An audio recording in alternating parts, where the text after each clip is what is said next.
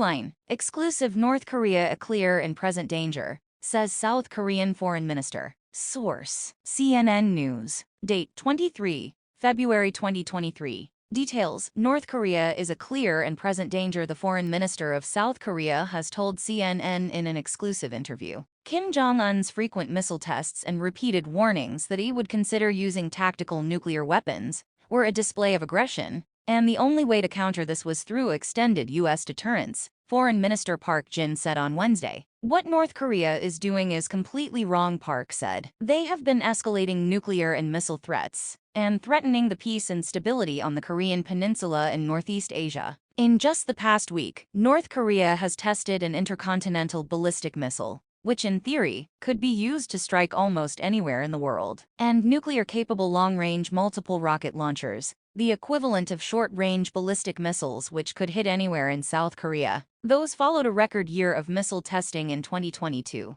when Pyongyang tested missiles on 37 days, according to CNN's count, all in violation of United Nations Security Council resolutions. After the rocket launches on Monday, Kim Yo-jong, Kim Jong-un's sister, warned of more missile tests to come, unless the United States halts military drills with South Korea, threatening to make the Pacific Ocean our shooting range. But Park suggested such belligerence would only strengthen South Korea's alliance with the U.S. U.S. extended deterrence is the only way that we can effectively protect our country from the North Korean aggression, Park said, adding that enhancing that deterrence would involve effective deployment of U.S. strategic assets, as well as exercises and training. On the same day as Park was speaking, guided missile destroyers from both countries were joined by another from Japan in a ballistic missile defense exercise in the waters between Japan and the Korean peninsula. Park offered little hope for any early easing of tensions with North Korea, saying there are no active negotiations, and that Kim would not give up his nuclear weapons voluntarily. The North Korean leader must be made to see that talks are his only option, Park said. We have to create an environment where North Korea has no choice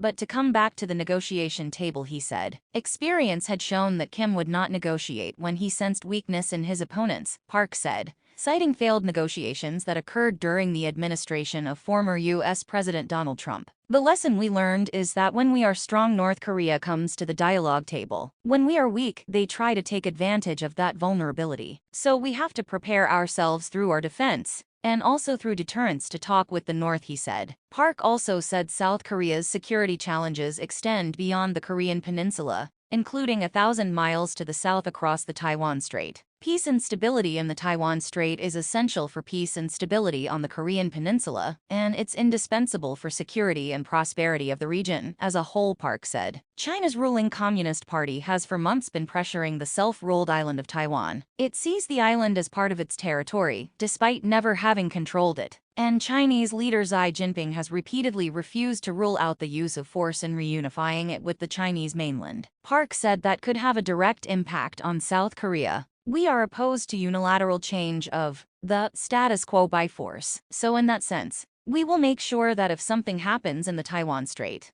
we have to maintain peace and stability on the Korean peninsula, he said. Thanks for watching. Please like, comment, and share. Don't forget subscribe and click the bell button to get update news reminder.